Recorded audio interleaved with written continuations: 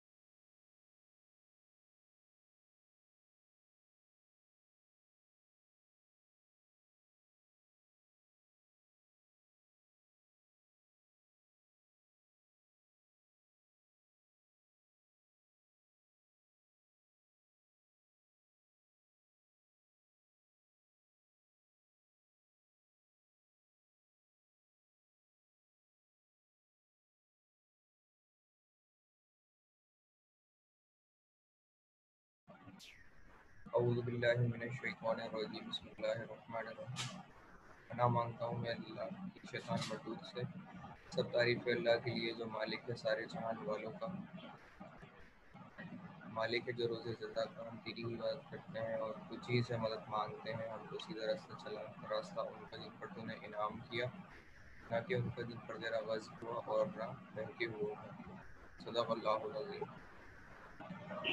Assalamu alaikum and I welcome all of you in the online session of electromagnetic field theory. हम chapter 10 पढ़ रहे थे और भाई अब बताएंगे लास्ट हमने कहाँ तक डिस्कस कर लिया था। चैप्टर 10 का सर। Yes sir. जी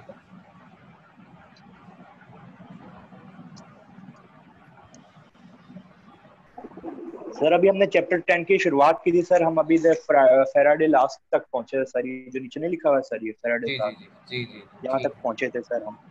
सही है। फैराडे लॉ मैं रिकॉल करवाता हूँ फिर हम इससे आगे लेके चलते हैं इस चीज़ को। ठीक है, Faraday's law of electromagnetic induction के ऊपर हमने बात ये की थी। फैराडे एक साइंटिस्ट थे जिन्होंने बहुत सारी चीज़ों में काम किया। इलेक्ट्रोमैग्नेटिक के ऊपर भी इन्होंने बहुत काम किया है और इलेक्ट्रोमैग्नेटिक इंडक्शन के हवाले से उनका एक मशहूर एक लॉ है, स्टेटमेंट है जिसको हम डिस्कस करते हैं। फैराडे ने ये कहा था जिनका फॉर्मूला है EMF is equal to minus N D five by D T. हम नेगेटिव साइन को फिलहाल निगलेक्ट करते हुए N D five by D T के ऊपर बात करते हैं। वोल्ट्स इसका यूनिट है। फैराडे ने ये कहा था कि the rate of change of electric flux, the rate of change of electromagnetic flux can cause to produce induced EMF। तो फैराडे ने ये कहा था कि अगर आप बरकी मगनातीसी जो फ्लक्स होता है उसको अगर आप वक्त के लिहाज से तब्दील करें, चेंज करें, तो उसके नतीजे में कॉइल के अंदर इंड्यूस EMF प्रोड्यूस हो जाता है।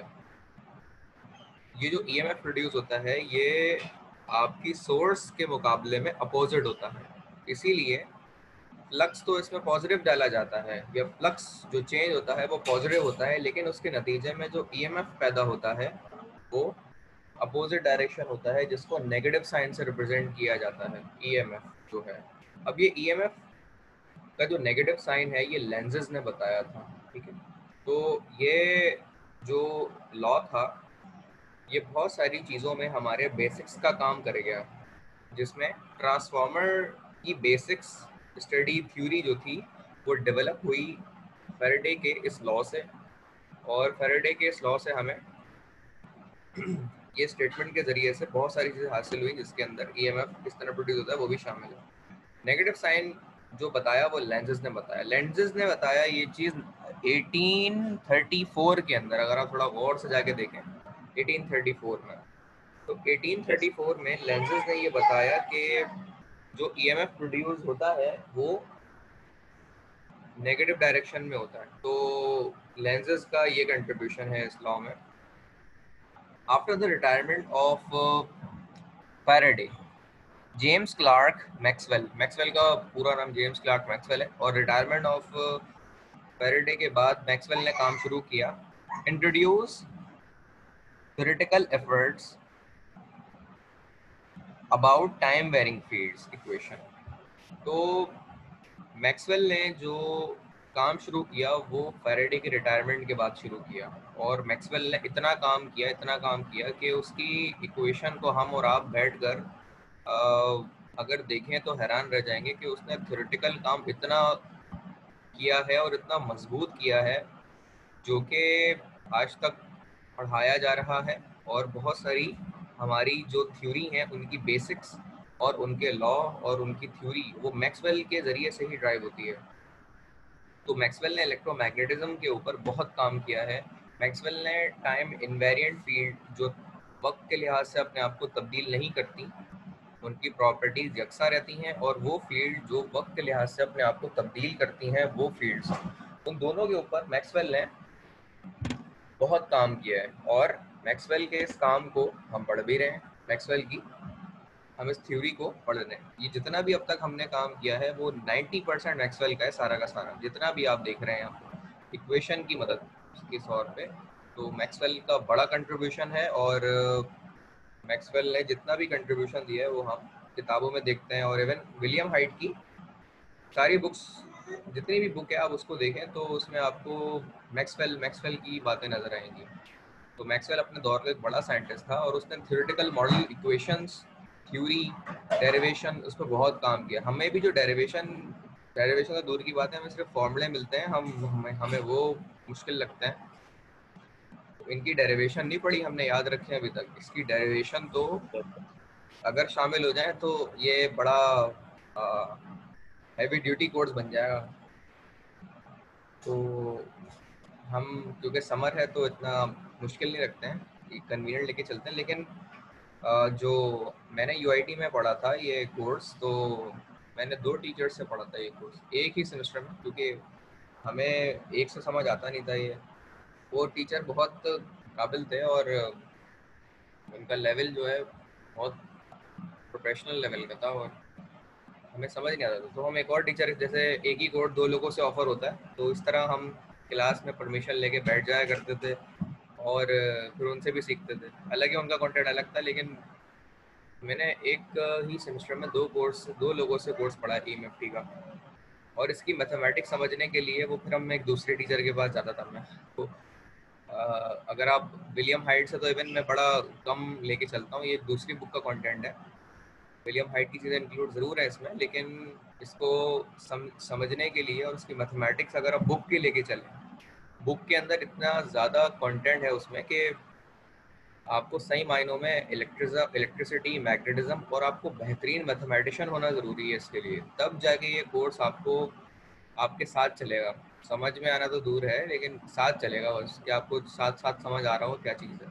तो इसमें जो इंटीग्रेशन है वो भी अपने एक बड़े लेवल की है। इस बुक की बात बता रहा हूँ, तो वो भी मैंने एक ही टाइम में 3 लोगों से एक कोर्स पढ़ा था एक ही सेमेस्टर में, अलग अलग जा जाके। एक तो हमारे ऑफिशियल टीचर थे, एक के पास हम जाते थे, और एक से मैथमेटिक्स सॉल्व कर पाते थे हम। और ये सब इनमें से 2 प्रोफेसर, एक असिस्टेंट प्रोफेसर है हम। तो इतने बेहतरीन लेवल के टीचर से हमने ये कोर्स पढ़ा है। और लेकिन उस लेवल का नहीं पढ़ाता मैं आपको, क्योंकि उस लेवल का अगर मैं पढ़ाने लग जाऊँ आपको तो फिर तो कुछ भी समझ नहीं आएगा किसी के। तो इसलिए मैंने लेक्चर इसके खुद बनाए हैं, लिखे हैं, और फिर वो शेयर करता हूँ। मैं डायरेक्ट बुक अगर यहाँ खोल के बैठ जाऊँ ना तो कुछ समझ नहीं आएगा किसी के। लेकिन ये बुक नोट्स से ही बने हुए हैं, और नोट्स जो है बुक से और एक और बुक से बने हुए। एवी बख्शी, यूवी बख्शी की जो इलेक्ट्रोमैग्नेटिक्स की बुक है, उससे मैंने ये चीज़ें सारी बनाई थी 2016 में। उस वक्त मैं पहली बार ईएमएफटी पढ़ा रहा था, लेकिन बड़ी मेहनत की थी ये नोट्स बनाने में।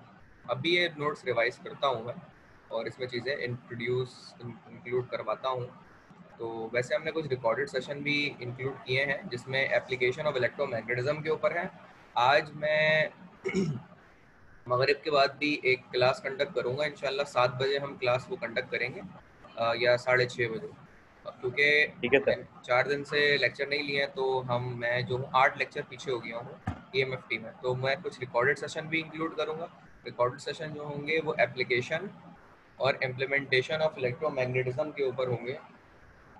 तो मैं वो रिकॉर्डेड सेशन जो मैं कर रहा हूँ इस तरह के जो एप्लीकेशन के ऊपर है वो डायरेक्टली एग्जाम से रिलेटेड नहीं है, लेकिन इनसे एक सवाल ये बन सकता है एग्जाम में मोबिन भाई, जिस तरह मिसाल के तौर पे मैं एक सवाल देता हूँ एग्जाम में कि जी राइट डाउन दी एप्लीकेशंस और define in what kind of areas electromagnetic field can be implemented, or define all the related applications of electromagnetic field theory। तो उससे रिलेटेड आपको वो सारी चीज़ें जो हैं सही है रेलेवेंट सर। चीज़ें, तो वो ये है कि अगर आप वीडियो देख रहे होंगे तो समझ तो आ रही होंगी कुछ चीज़ें, तो आप उसको यस डायरेक्टली सर। वहाँ पे अपनी समझी गई हुई चीज़ों को वहाँ लिख देंगे। और ऑब्वियसली जो चीज़ हम वीडियो के तौर पे देखते हैं उसको समझते हैं वो काफ़ी टाइम तक हमें जहन में रहती हैं और उसके बारे में हम बहुत कुछ लिख सकते हैं बजाय इसके जो हमें पढ़ाया जाता है, क्योंकि जो वो 3D में चीज़ चल रही होती है ना वो काफ़ी हद तक हमें समझ भी आती है। तो मैं उससे एक सवाल बनाऊंगा, ये इस तरीके से इंक्लूड होगा क्योंकि मैंने उसमें काफ़ी टाइम लगाया और रिकॉर्ड सेशन मुझे अभी 3 या 4 भी मजीद रिकॉर्ड करने। तो रिकॉर्डेड सेशन में जो इंक्लूड करता जाऊंगा उससे मैं कम्प्लीटली एक सवाल बना लूँगा जर्नलाइज लेवल का, तो जिन्होंने वो देखी होंगी समझी होंगी वो अपनी अपनी नॉलेज के मुताबिक उसको एग्जाम में अटेम्प्ट करके फुलफिल कर लेंगे। ये मेरे ख्याल में सही आइडिया ना मुबीन भाई, ठीक है सर। और ये आसान भी है। Yes sir. सर एक क्विज के हवाले से सर आपसे बात करनी थी सर। जी जी। सर कल आप क्विज नहीं रखिएगा क्योंकि सर कल चेहलुम भी है सर, तो सर हमारे ना तो नेटवर्क बंद होगा सर सारा। तो हम तो कब रख मतलब लें? संडे सर को रख लें? सर भले सर संडे को रख लें सर। चलें संडे को रख लेते हैं। यस चलो सर तो क्योंकि बहुत सर सारी जगहों पे नेटवर्क नेटवर्क इशू आएगा, सही कह रहे हैं आप, सही कह यस रहे सर। हैं। तो ऐसे करेंगे कि हम सैटरडे संडे, या मैं बता दूंगा संडे को रख लेंगे, ज़रा उसके लिए आपको टाइम भी मिल जाएगा अच्छा खासा पढ़ने के हवाले से, और वो हमारा ओपन बुक होगा जिस तरीके से हमने पहले लिया था ना यस सर। उस तरह ले लेंगे हम। तो 1-2 मिनट का ज़रा ब्रेक लेता हूँ और फिर मैं ज़रा कंटिन्यू करता हूँ। ठीक है।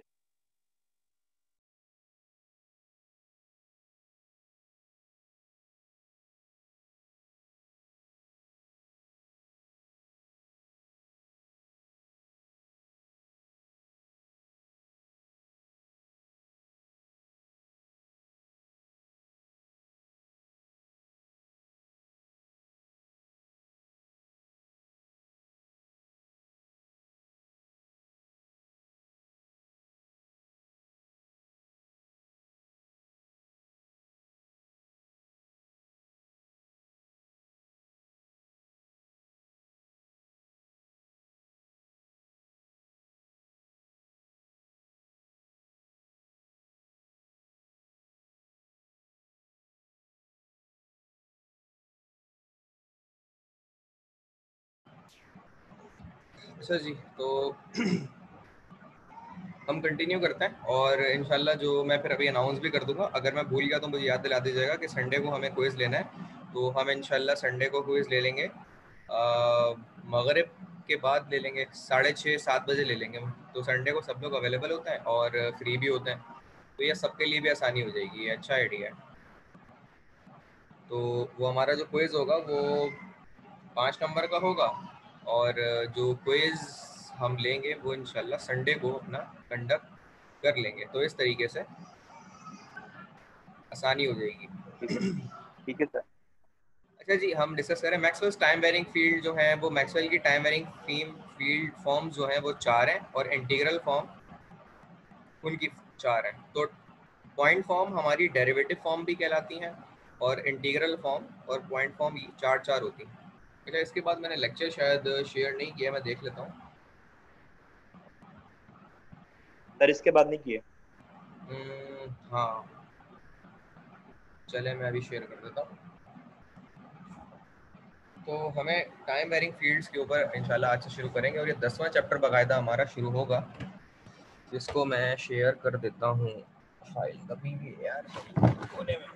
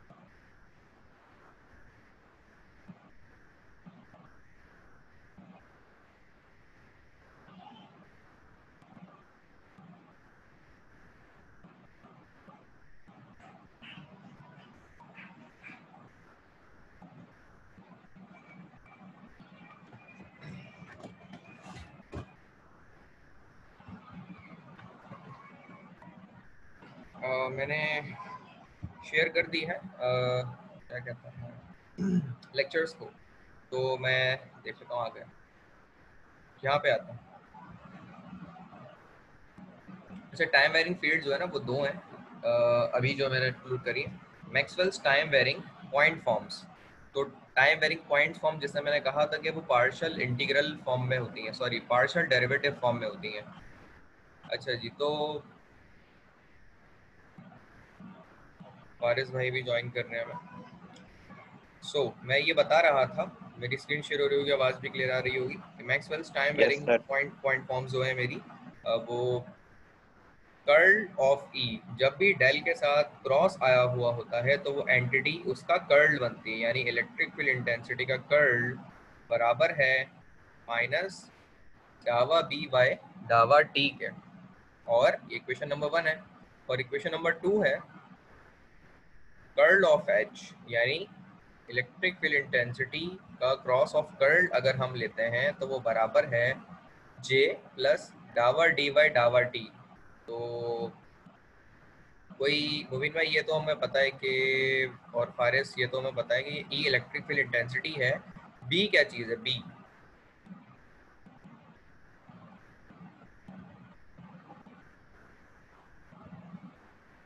Sir B. जी जी, बी क्या है?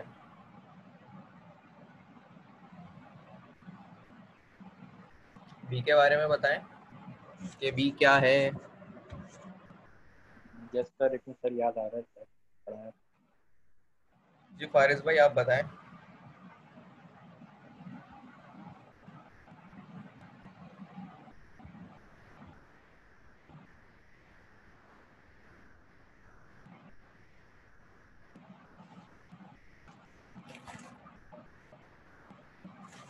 सर मैग्नेटिक फ्लक्स है शायद। जी, मैग्नेटिक फ्लक्स डेंसिटी कहते हैं जनाब इसको, yes sir. Magnetic flux density. अच्छा जी, नीचे का फॉर्मूला जो है वो अगर आप देखें तो वो कर्ल ऑफ एच है। एच कहते हैं हम electric field magnetic field density को, और plus J plus Dabur D by Dabur T. तो मैं फारिस से पूछूंगा, फारिस ये बताएं कि जे और डी हम किसे कहते हैं?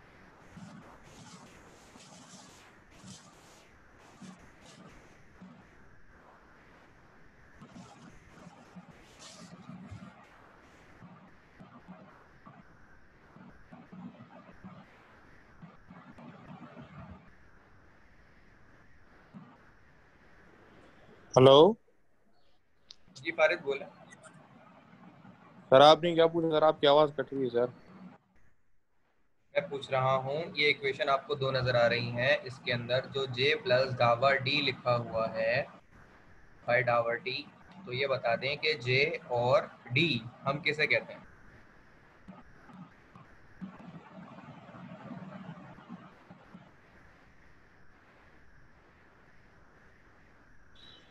सर ये मैंने अभी देखा है सर। लेट मैंने ज्वाइन किया है सर क्लास। अरे मेरे भाई, ये तो हमने चैप्टर अच्छा। 3 में पढ़ा था। ओ जी जी जी sir sir sir. Sorry sorry sorry, अभी देखा सर इक्वेशन। सर जो डी है हमारे लिए वो सर इलेक्ट्रिक फील्ड है। और सर जे हमारी इंटेंसिटी है। ओ electric field intensity sir D है। D electric field intensity plus जी। तो ये ई और बी क्या है ऊपर जो लिखा हुआ है? ई और बी क्या है?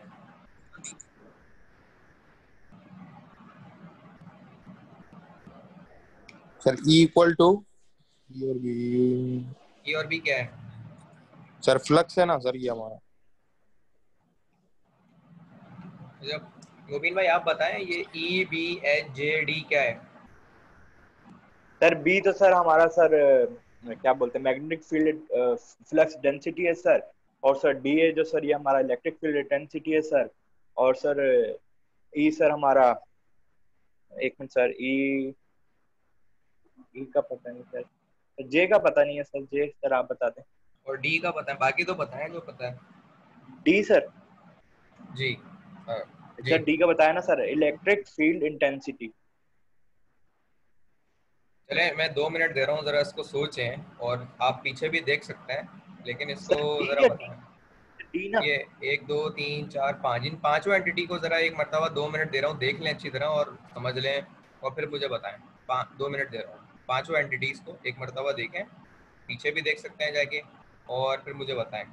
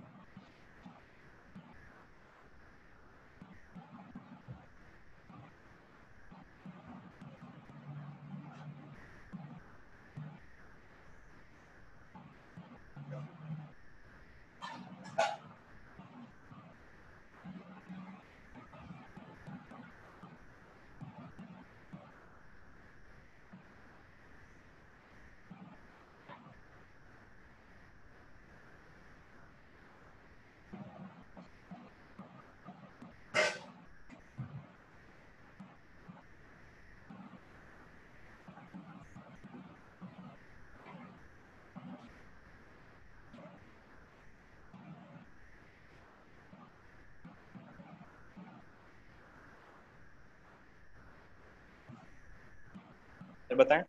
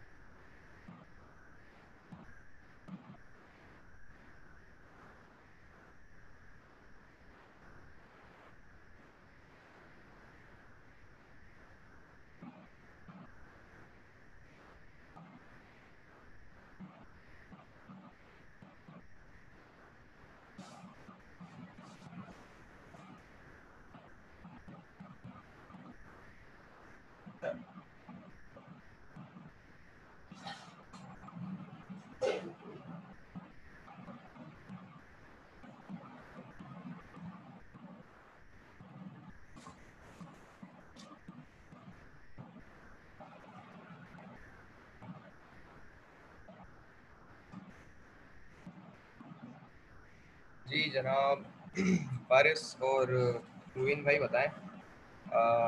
B B sir D. B D ना सर। सर बी को सर हम कहते हैं मैग्नेटिक फ्लक्स डेंसिटी कहते हैं सर। और सर जो डी है सर ये इलेक्ट्रिक फील्ड डेंसिटी है सर। ई है जो इलेक्ट्रिक फ्लक्स डेंसिटी है। और सर एच है जो ये मैग्नेटिक फील्ड डेंसिटी है। सर आवाज आ रही है? हेलो। आवाज आ रही है, मैं बस थोड़ा मुस्कुरा रहा था। क्या सर?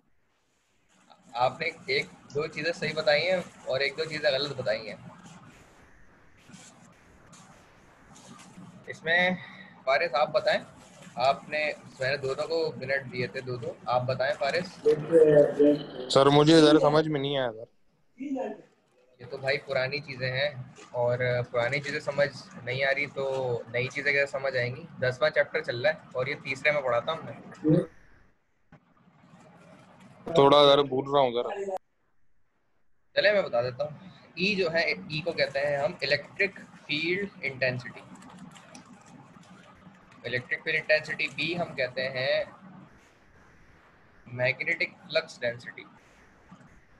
एच हम कहते हैं मैग्नेटिक फील्ड इंटेंसिटी। ई इलेक्ट्रिक फील्ड इंटेंसिटी है और बी जो है वो एच जो है वो मैग्नेटिक फील्ड इंटेंसिटी। ठीक है, ई इलेक्ट्रिक फील्ड इंटेंसिटी, एच जो है मैग्नेटिक फील्ड इंटेंसिटी। और इसी के साथ जो हमारी अगली एंटिटी को जे है, जे हम कहते हैं करंट डेंसिटी को। ये हम कहते हैं करंट डेंसिटी को। और हमारी जो अगली एंटिटी है वो है डी। डी कहलाती है इलेक्ट्रिक फ्लक्स डेंसिटी। तो ये हम इस तरह चीज़ें याद रखते हैं।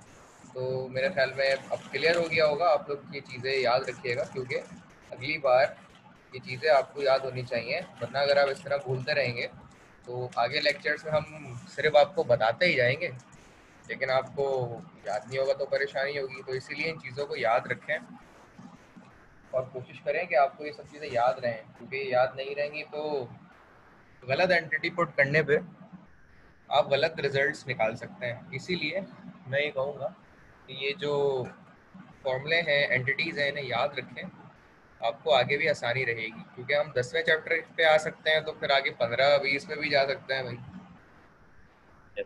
तो ये एंटिटीज़ जो हैं आपको काफ़ी ज़्यादा परेशान कर सकती हैं। तो मैं रिपीट कर रहा हूँ। E for electric field intensity, B for magnetic flux density, H for electric field intensity, J current density, और डी जो है वो इलेक्ट्रिक फ्लक्स डेंसिटी है। तो ये हम इस तरह से बताते हैं। अच्छा जी, तो ये हम आगे कंटिन्यू करेंगे, लेकिन कुछ चीज़ें यहाँ पे डिफरेंस बताई गई हैं ग्रेडियंट की और डेल ऑफ डाइवर्जेंट की। तो मैं वो ज़रूर रिकॉल करके आगे बढ़ना चाहूँगा ताकि वो बता दूँ, और फिर इस लेक्चर को हम यहाँ पे एंड कर लें और कल फिर इसके अगले पेज से हम कंटिन्यू करें, जो हमारा 42 पेज होगा। ये हमारी डेल और ग्रेडियंट के दरमियान फ़र्क है कि वो क्या है, उसको मैं बता देता हूँ। क्योंकि कल से फिर या मगरिब के बाद जो सेशन हमारा होगा इंशाल्लाह आज, उसमें मैं डिस्कस करूँगा जो आपकी वो है न्यूमेरिकल एक, और वो असाइनमेंट 2 के कितने क्वेश्चन दे दिए मैंने? सर एक दिया है सर अभी तक। एक दिया है। तो इंशाल्लाह मगरिब में मैं असाइनमेंट 2 का अगला सवाल आप लोगों को दे दूंगा, तो वो मुझे याद दिलाइएगा। अगला ही सेशन जो है वो न्यूमेरिकल के ऊपर है, तो वो असाइनमेंट 2 का क्वेश्चन नंबर 2 हो जाएगा। तो हम शुरू करते हैं इसको। Is an operator which convert the vector field. मिसाल के तौर पे ये एक वेक्टर फील्ड है 2xy² ax minus 53 z² by y² ay, ठीक है, और plus 32 y over z² az। ये पूरी एंटिटी जो आपके सामने नज़र आ रही है ना, ये एक वेक्टर फील्ड है। कैसे पता लग रहा है ये वेक्टर फील्ड है? क्योंकि इसमें डायरेक्शन के लिए ax, ay और az दिया हुआ है, तो ये एक वेक्टर फील्ड है। तो इस तरीके से हमें ये पता लग रहा है कि ये एक वेक्टर एंटिटी है। तो वेक्टर एंटिटी को उसके position vector ax, ay, az से मालूम किया जाता है। फारिस मेरे दोस्त, ये अभी तक जो मैं समझा रहा हूँ बात समझ आई है आपके? वरना मुझसे पूछ लें। सर ये सर थोड़ा इसको रिपीट तो करिए, डाइवर्जन डेल वाला सर। मैंने ये बताया है कि हमारे पास जब एक वेक्टर फील्ड हो, वेक्टर फील्ड ये होती है ना, ये कैसे पता लग रहा है फारिस के ये एक वेक्टर फील्ड है, ये 2a y² से लेके 32 yz² तक ये एक वेक्टर फील्ड है, तो कैसे पता लग रहा है फारिस कि ये एक वेक्टर फील्ड है?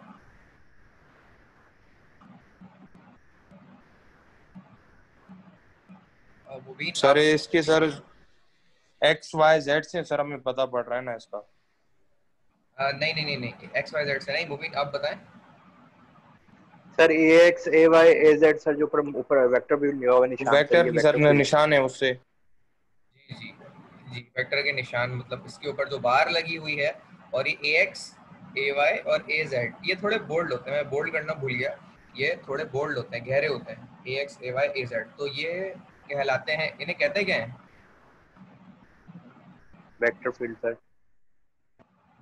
वेक्टर फील्ड तो भाई पूरी बनती है ना, इस पूरी चीज का नाम वेक्टर फील्ड है। मैं पूछ रहा हूँ इसमें AX क्या है?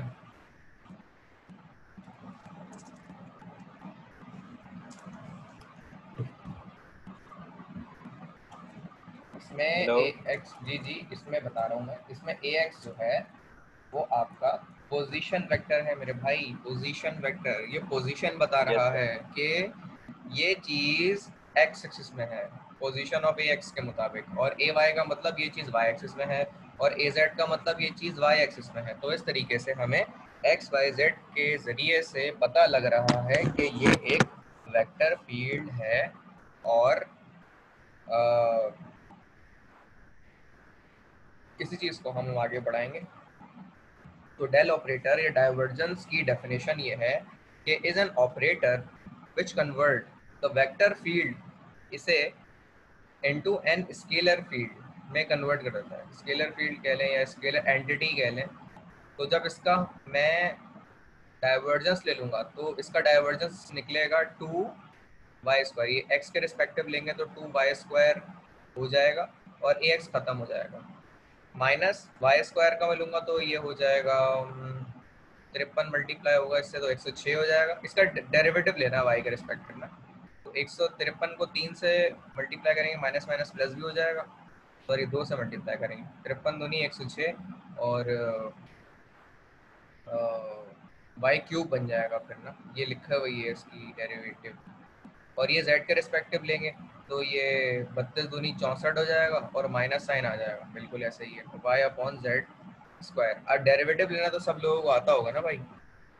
Yes sir. फारिस डेरिवेटिव लेना आता है मेरे भाई?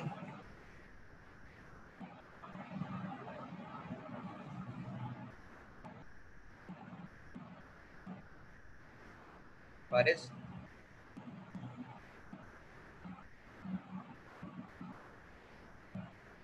जी सर।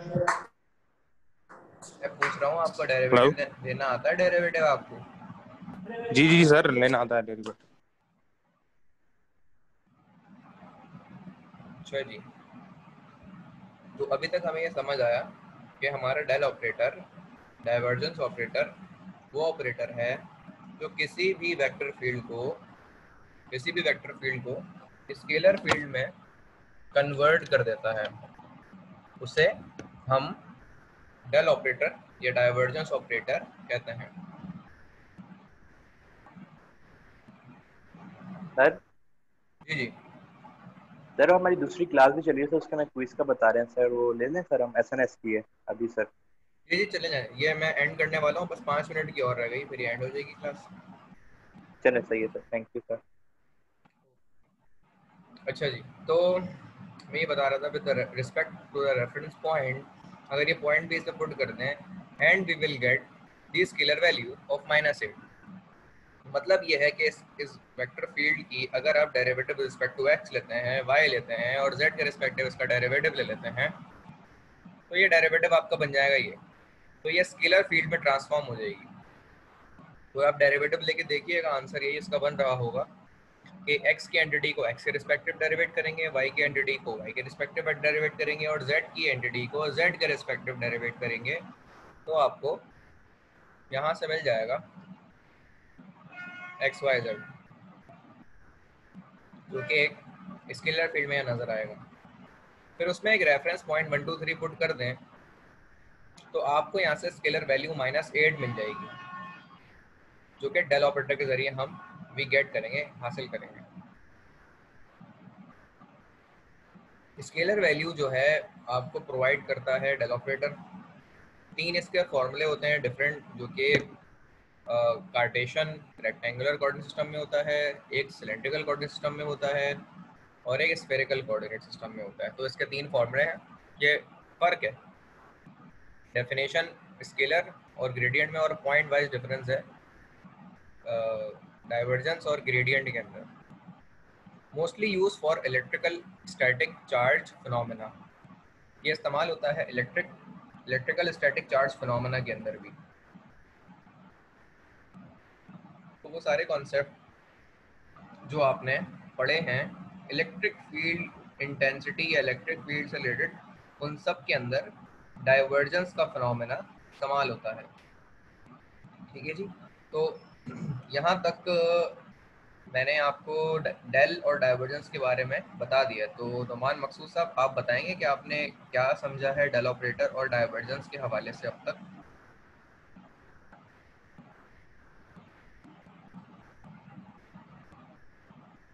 जी जनाब, बताएं नुमान, या फारिज आप बताएं।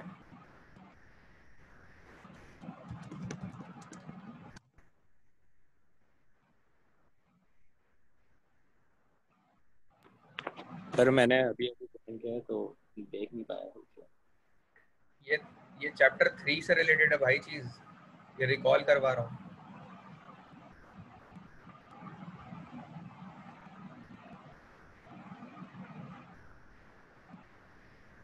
मैंने ये पूछा है कि डेल ऑपरेटर क्या होता है। डेल ऑपरेटर के हवाले से आप ये बताते हैं कि डेल ऑपरेटर हमारा क्या काम करता है, उसमें क्या क्या चीज़ें इंक्लूड होती हैं, उसमें क्या क्या एंटिटीज शामिल होती हैं।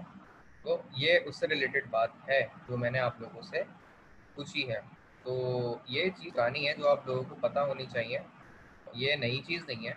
फारिस आप बताएं, आप तो अभी शामिल हुए हैं ना?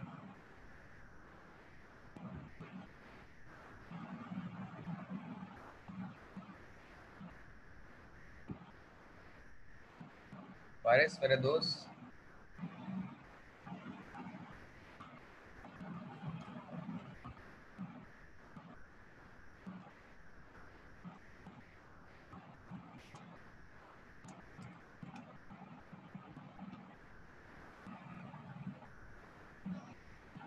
सिंपल सा इसका जवाब है, आप जो है ये चीज़ें थोड़ी थोड़ी याद रखें, तो क्योंकि ये अगर आप भूल जाएंगे तो आपको परेशानी होगी।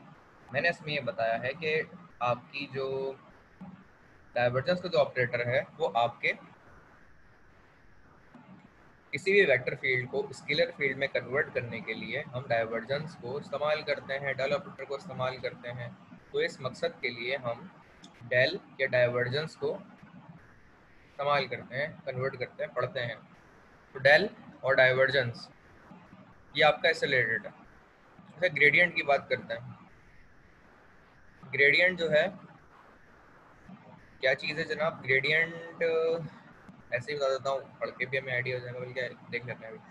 Is a method which convert, it is a method which convert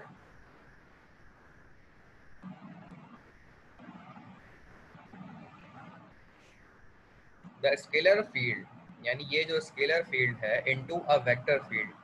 इस स्केलर फील्ड को जो वेक्टर फील्ड में कन्वर्ट करते हैं, उस वेक्टर फील्ड को हम ग्रेडियंट कहते हैं। तो ग्रेडियंट हमारा वो ऑपरेटर है जो किसी भी एक स्केलर फील्ड को वेक्टर फील्ड में कन्वर्ट कर देता है। अब ग्रेडियंट लेने का तरीका क्या होता है, तो मैं वही बता देता हूँ आप लोगों को।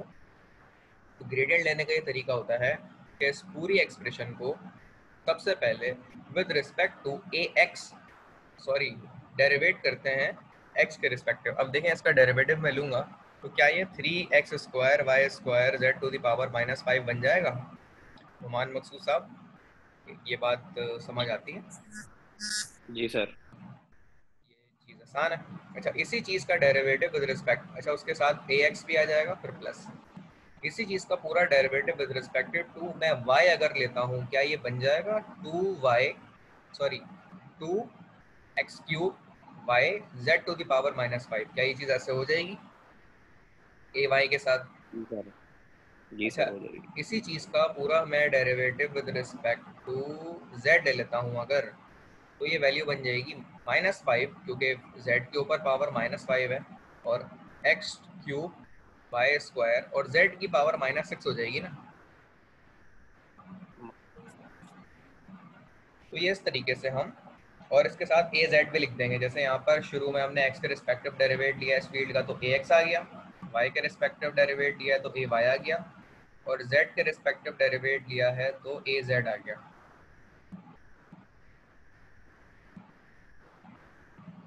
तो ये इस तरीके से हमारा सोल्यूशन हो जाता है with respective of reference point t -1, -2, -3। यानी इस पॉइंट को अगर मैं इस वेक्टर फील्ड में पुट कर दूं तो इससे मुझे एक डायरेक्शन वेक्टर वाइज एक पॉइंट मिल जाएगा। तो देखें, we get the vector value form -2ax -5ay और +6az।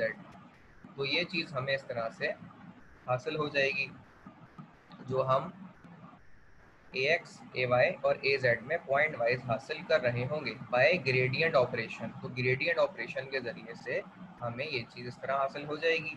अच्छा, इसके फ़ायदे क्या है, इनमें मेन डिफरेंस क्या है? तो वेक्टर वैल्यू इससे हमें हासिल होती है, 3 फार्मूला डिफरेंस इससे हमें हासिल होता है। 3 फार्मूला है ग्रेडियंट के भी, जो कि कार्टेशियन के अंदर है, सिलेंड्रिकल के अंदर है और स्फेरिकल के अंदर है। तीसरा फ़र्क या तीसरा पॉइंट जो मेन प्रॉपर्टीज़ की है ग्रेडियंट की, वो ये है कि it is used to find the electrical field intensity by taking the gradient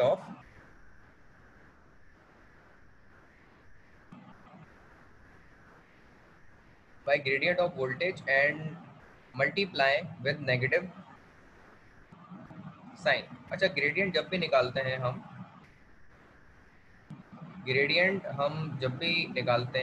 तो उसमें याद रखें कि अगर इलेक्ट्रिक फील्ड इंटेंसिटी निकालना आपका मकसद है तो ग्रेडियंट ऑफ माइनस साइन को मल्टीप्लाई कर देंगे ई से, तो इससे आपको मिल जाएगा इलेक्ट्रिक फील्ड इंटेंसिटी। अगर आप किसी पोटेंशियल फील्ड का ग्रेडियंट ले लेते हैं और नेगेटिव साइन से मल्टीप्लाई कर लेते हैं तो आपको इलेक्ट्रिक फील्ड इंटेंसिटी हासिल हो जाएगी।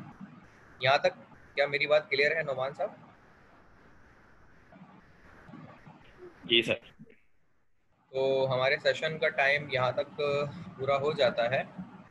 कोई अगर, अच्छा हमने पहले, मैं रिव्यू कर दूं, फिर हमारे आज की क्लास मगरिब के बाद भी कंडक्ट होगी इंशाल्लाह, क्योंकि मैं लेक्चर वाइज पीछे हो गया हूँ। कुछ रिकॉर्डेड सेशन भी मुझे रिकॉर्ड करके आप लोगों तक पहुँचाने हैं, और इसके अलावा मुझे ऑनलाइन क्लास और रेगुलर क्लासेस भी लेनी है, और मैं दिन में सुबह लूँगा और मगरिब के बाद भी इंशाल्लाह लूँगा, तकरीबन 6:30 या 7 बजे। तो उसमें भी अवेलेबल आप होइएगा। क्लास शुरू होने से 15 मिनट पहले मैं आपको बता दूंगा कि क्लास कब कंडक्ट हो रही है, तो आप लोग को ज्वाइन कर लीजिएगा। और आज मगरिब के बाद क्लास फिलहाल होगी। अच्छा, हमने ये बताया था कि टाइम वेरिंग फील्ड डिस्कस की, टाइम वेरिंग फील्ड, और फिर मैंने कहा कि एक न्यूमेरिकल है जो हम मगरिब के बाद इंशाल्लाह आज कंडक्ट करेंगे। वो असाइनमेंट का क्वेश्चन नंबर 2 भी होगा, असाइनमेंट 2 का क्वेश्चन नंबर 2। और उससे पहले मैंने ये बताया कि ये कुछ डिटेल लिखी हुई थी जो मैंने सोचा आप लोगों से शेयर कर दूँ, तो वो शेयर मैंने इसलिए आप लोगों से कर दी हैं। जो डेल ऑपरेटर और ग्रेडियंट के अंदर फ़र्क होता है, डेफिनेशन होती है और निकालने का तरीका, इनमें फ़र्क मैंने बता दिया। और बाकी जो अगला लेक्चर हमारा होगा मगरिब के बाद, उसमें हम एक न्यूमेरिकल डिस्कस करेंगे जो इन 2 फील्ड से रिलेटेड होगा। ठीक है, तो आज के लिए सेशन को हम इतना ही रखते हैं। बाकी चीज़ें इंशाल्लाह हम कंडक्ट करेंगे अपने नेक्स्ट सेशन में। तो आज के सेशन को एंड करते हैं इस दुआ के साथ कि अल्लाह ताला आपका और हम सबका हामी और नासिर हो। अल्लाह हाफ़िज़। अल्लाह हाफ़िज़।